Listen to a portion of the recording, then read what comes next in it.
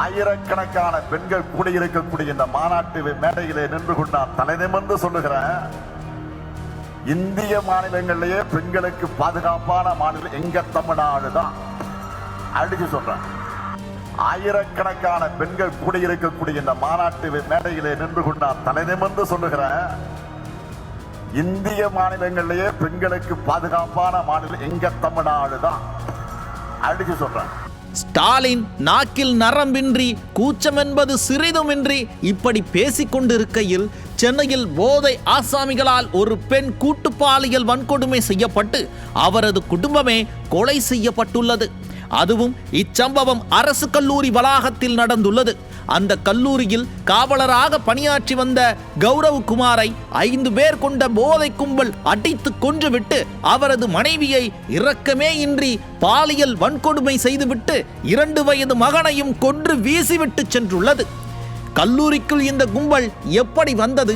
கல்லூரியில் இருந்து குப்பை கிடங்கிற்கும் காவாய்க்கும் சடலத்தை எப்படி எடுத்துச் சென்றது? சென்னை நகரின் முக்கிய பகுதியில் இவ்வளவு பெரிய துயர சம்பவம் நடந்துள்ள இந்த நிலையில் காவல்துறை என்ன செய்து கொண்டிருந்தது என பல கேள்விகள் எழுகின்றன. கணவனின் கண்முன்னே மனைவி பாலியல் வன்கொடுமைக்கு ஆளாவது இது முதல் முறை இல்லை. அப்பா என விளம்பரம் செய்யும் இந்த டப்பா ஆட்சியில் கடந்த ஒரே ஆண்டில் இதே போல 4 சம்பவங்கள் நடந்துள்ளன. கடந்த ஆண்டு பிப்ரவரி மாதம் திருப்பூரில் இதே போன்ற ஒரு சம்பவம் நடந்துள்ளது. 3 காமுகர்கள் குழந்தையின் கழுத்தில் கத்தியை வைத்து மிரட்டி கணவனின் கண்முன்னே இளம்பெண்ணை கூட்டு பாலியல் வன்கொடுமை செய்து சீரழித்தனர். கடந்த டிசம்பர் மாதத்தில் தூத்துக்குடி மாவட்டம் ஸ்ரீவைகுண்டத்தில் கல்குவாரியில் வேலை செய்ய மறுத்த கூலி தொழிலாளியை காட்டுப்பகுதிக்குள் அழைத்துச் சென்று காட்டுமிராண்டித்தனமாக தாக்கி அவரது கண்முன்னே அவரது மனைவியை சீரழித்தது ஒரு கும்பல். இந்த கூட்டு பாலியல் வன்கொடுமை நடந்த போது அந்த கூலி தொழிலாளியின் மகனும் அங்கே இருந்தார். குடும்பத்தினர் முன்னிலையிலேயே காட்டுமிராண்டித்தனமாக அந்த கொடூரத்தை செய்தது அந்த கும்பல்.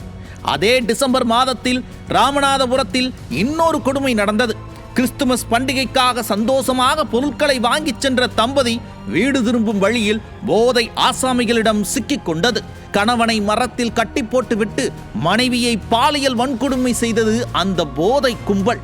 கொடுமையிலும் கொடுமை என்னவென்றால், திருவண்ணாமலையில் தாயுடன் சுவாமி தரிசனம் செய்ய வந்த இளம்பெண்ணை தாயின் கண்முன்னே 2 காவலர்கள் பாலியல் வன்கொடுமை செய்தனர். இப்படி பல கொடுமைகள் தொடர்ந்து நடந்து வருகிறது.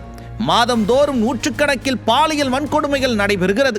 2021க்கு முன்பு வரை பாலியல் வன்கொடுமை என்கின்ற வார்த்தையை நாம் அத்தி பூத்தார் போலத்தான் எப்போதாவது கேட்டிருப்போம். ஆனால் இன்று அதை தினம் தினம் கேட்கிறோம்.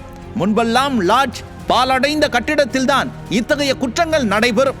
ஆனால் இப்போது கல்லூரிகளில் சர்வசாதாரணமாக நடக்கிறது. இப்படி கேடுகட்ட ஆட்சியை செய்துவிட்டு மேசையை தட்டி சவால் விடும் பொம்மை முதல்வரை என்னவென்று சொல்வது?